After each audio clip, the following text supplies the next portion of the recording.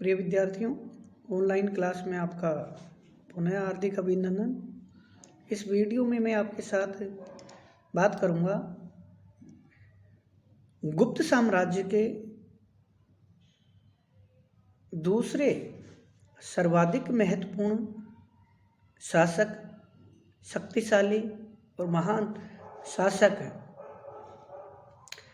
जिसको अपनी उपलब्धियों के कारण इतिहास में महत्वपूर्ण और गौरवपूर्ण सम्मानजनक स्थान प्राप्त है, चंद्रगुप्त द्वितीय विक्रमादित्य।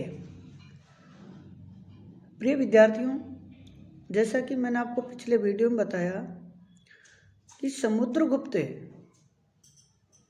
की मृत्यु के बाद 375 ईस्वी में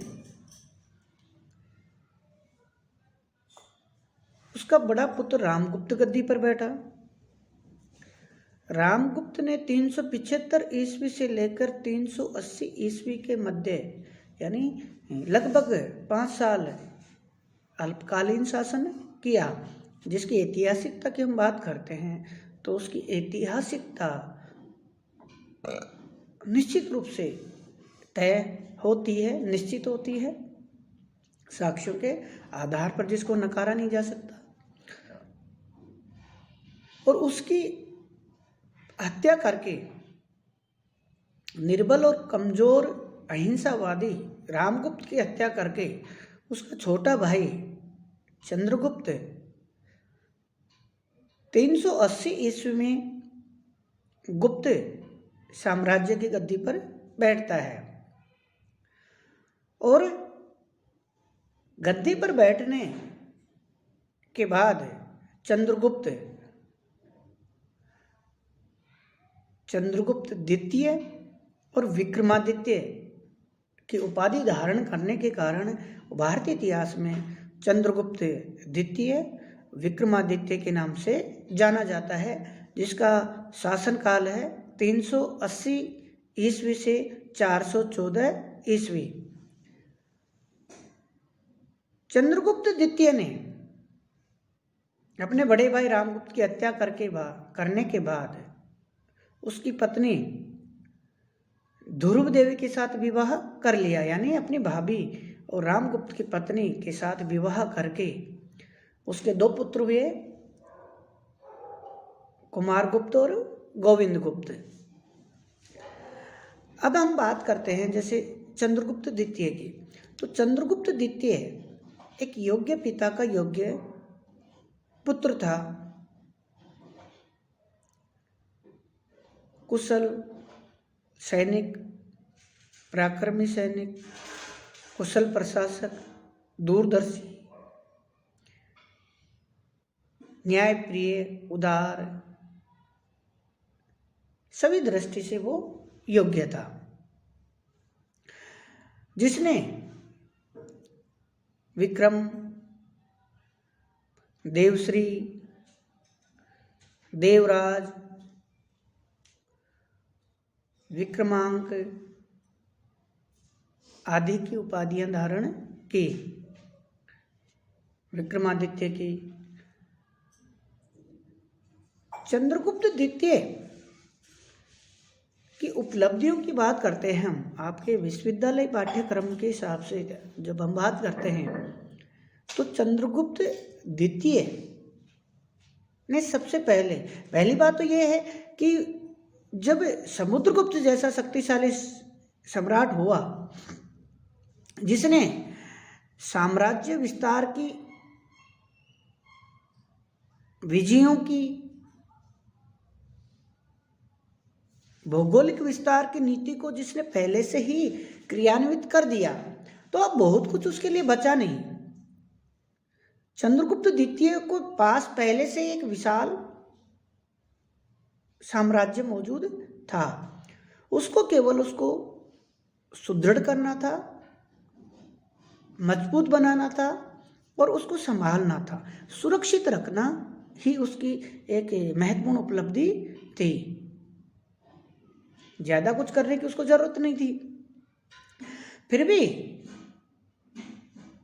चंद्रगुप्त द्वितीय ने अपनी योग्यता, प्रतिभा, महत्वाकांक्षा के कारण उस साम्राज्य में और ज़्यादा विस्तार ही किया। तो हम बात करते हैं उसकी उपलब्धियों की। सबसे पहले चंद्रगुप्त द्वितीय विक्रमादित्य ने अपने वैवाहिक संबंधों के द्वारा गुप्त साम्राज्य की स्थिति को मजबूत बनाया, जिसने सबसे पहले नागवंशी राजकुमारी कुबेर नागा के साथ विवाह किया।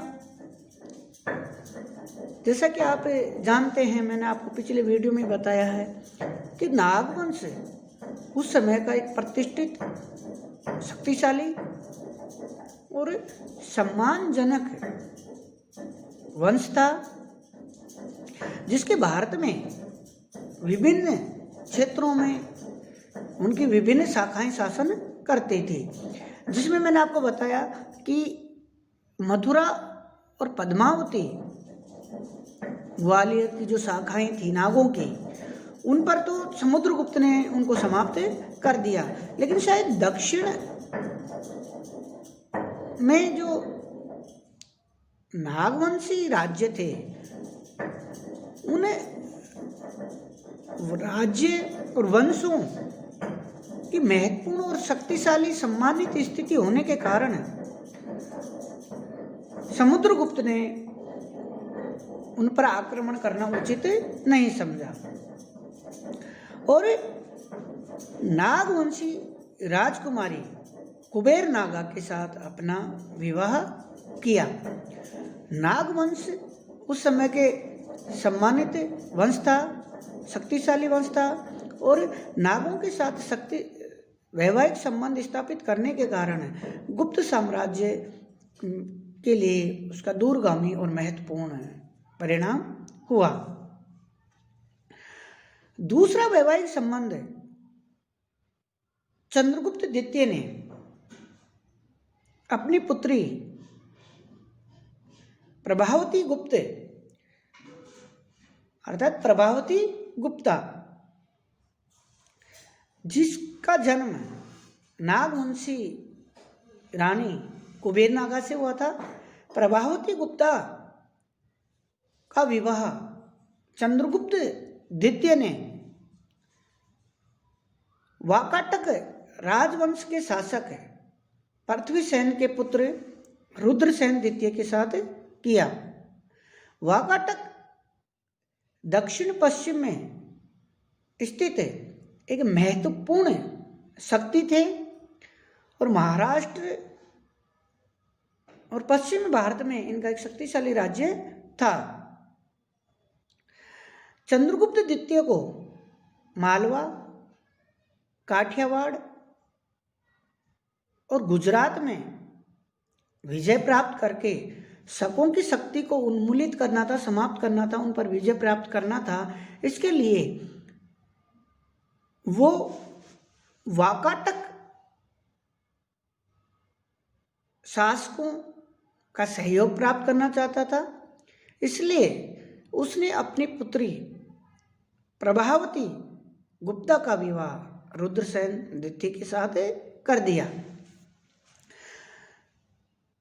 जब रुद्रसेन की मृत्यु हो गई, माधव सेन और गोविंद गुप्त जो उसके पुत्र थे, उन्हें तो प्रभावती गुप्ता ने रुद्रसेन की मृत्यु के बाद वाकाटक राज्य की गद्दी पर बैठी और उस गद्दी पर शासन करने के दौरान उसको अपने पिता चंद्रगुप्त द्वितीय से महत्वपूर्ण सलाह सहायता मिलती रही और उसके द्वारा चंद्रगुप्त द्वारा भेजे गए अधिकारी राजकुमार, उन्होंने प्रभावती गुप्ता को महत्वपूर्ण सहयोग दिया और शायद इस समय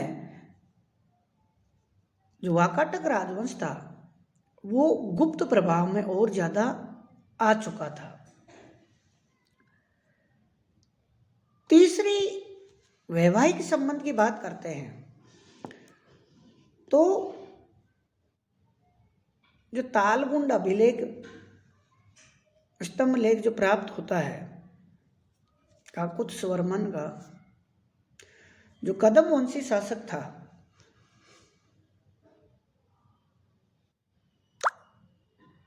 काकुत्स वर्मन कदम वंश जिसका शासन बंबई प्रांत के दक्षिणी भाग यानी महाराष्ट्र का दक्षिणी भाग है और कर्नाटक का उत्तरी भाग है, वहां पर कदम वंश का एक शक्तिशाली राज्य था, वंश था। और जो कदम वंश था वो ब्राह्मण वंश था। और जो तालगुंड अभिलेख में ये जानकारी मिलती है कि गुप्त वंशी राजकुमार का विवाह कदम वंश में हुआ था और काकुत्स वर्मन की पुत्री का विवाह गुप्त राजकुमार शायद कुमार गुप्त प्रथम के साथ विवाह किया गया था। तो इस प्रकार हम देखते हैं कि चंद्रगुप्त द्वितीय विक्रमादित्य ने जो अपनी प्रारंभिक जो सफलताएं अर्जित की, गुप्त साम्राज्य का जो मान बढ़ाया, सम्मान बढ़ाया, प्रभाव स्थापित किया, उसमें उसने महत्वपूर्ण रूप से अपनी दूरदर्शिता, अपनी कूटनीति का इस्तेमाल किया और नागवंश, वाकाटक वंश और कदम वंश के साथ वैवाहिक संबंध स्थापित करके गुप्तों के प्रभाव, सम्मान का विस्तार किया। दूसरी उसकी उपलब्धि की बात करते हैं चंद्रगुप्त द्वितीय विक्रमादित्य की, तो उसकी दूसरी महत्वपूर्ण जो उपलब्धि थी वो थी पश्चिमी भारत की विजय अर्थात शक विजय। आप जानते हैं, मैं आपको कई वीडियो की श्रृंखलाओं में हमने देखा कि शकों ने, जो कुषाणों के अधीन सामंत रहे, उन्होंने पश्चिमी भारत में लंबे समय तक अपना प्रभाव स्थापित रखा, लंबे समय तक पश्चिम भारत में शासन किया। और चंद्रगुप्त द्वितीय गुप्तों के प्रभाव को, जो हम मालवा की बात करते हैं, जो मध्य प्रदेश का पश्चिमी भाग आप कह सकते हैं, दक्षिण राजस्थान का जो हिस्सा है मध्य प्रदेश के लगता हुआ, जो गुजरात का पूर्वी भाग है, महाराष्ट्र का उत्तरी भाग है, मध्य प्रदेश का पश्चिमी भाग है, वो जो क्षेत्र है मालवा, उसमें मगध के पूर्व में स्थित होने के कारण जो पूर्वी मालवा पर तो गुप्तों ने अधिकार कर रखा था और पश्चिमी मालवा जो गुजरात की तरफ का भाग था वो शकों के अधिकार में था। अब चंद्रगुप्त द्वितीय विक्रमादित्य पश्चिमी भारत में मालवा, काठियावाड़ और गुजरात को जीतना चाहता था, जहां शकों का शासन था। इसलिए चंद्रगुप्त द्वितीय ने शक राज्य पर, पश्चिम भारत पर विजय करने का निश्चय किया। यद्यपि समुद्रगुप्त से भयभीत और आक्रांत होकर शकों ने उसके साथ मैत्री संबंध स्थापित कर लिया था, लेकिन अवसर पाते ही उन्होंने गुप्तों पर प्रहार करने की पूरी तैयारी कर रखी थी। विशाखदत्त का जो देवी चंद्रगुप्तम नाटक है, रामगुप्त के समय में हुए शक आक्रमण का उल्लेख है, जैसा कि मैंने आपको ये रामगुप्त की ऐतिहासिकता के संदर्भ में विस्तार से बताया है। चंद्रगुप्त द्वितीय विक्रमादित्य ने शकों से लोहा लेने के लिए तैयार हुआ और मालवा में दोनों राज्य सटे थे, जैसे मैंने आपको बताया, पूर्वी मालवा में गुप्त, पश्चिमी मालवा में शक है। और चंद्रगुप्त द्वितीय ने इस पूरे मालवा को ही आधार बनाया।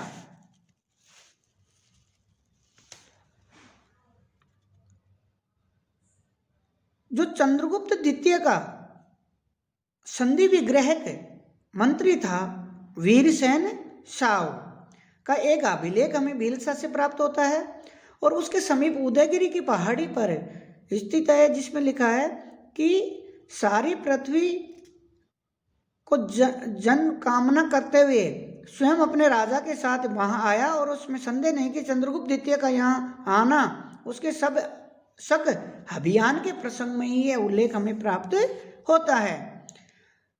चंद्रगुप्त द्वितीय ने शकों को परास्त किया और उनको अपने अधीन कर लिया, जिसमें उसे पूरी तरह से सफलता मिली। उसके अंतिम शक सत्रप शासक रुद्र सिंह तृतीय की हत्या कर दी और उसके साथ ही भारत में शक शक्ति का अंत हो गया। रुद्र सिंह तृतीय के सिक्कों के से ज्ञात होता है कि उसकी अंतिम तिथि 388 ईस्वी या 397 ईस्वी है। उसके बाद किसी भी शक सत्रप के बारे में हमें जानकारी प्राप्त नहीं होती है। चंद्रगुप्त ने शकों पर विजय के बाद पश्चिमी मालवा के क्षेत्र में शक मुद्राओं के अनुकरण में अपनी मुद्राएं अर्थात अपने सिक्के जारी किए थे। इन सिक्कों की सबसे पहली जो तिथि है, जो तारीख हमें मिलती है, वो है गुप्त संवत 90 अर्थात 410 ईस्वी मिलती है। शक नरेश रुद्र सिंह तृतीय की अंतिम तिथि 397 ईस्वी और शक विजय के बाद शक मुद्राओं की नकल पर मालवा में प्रचलित किए गए।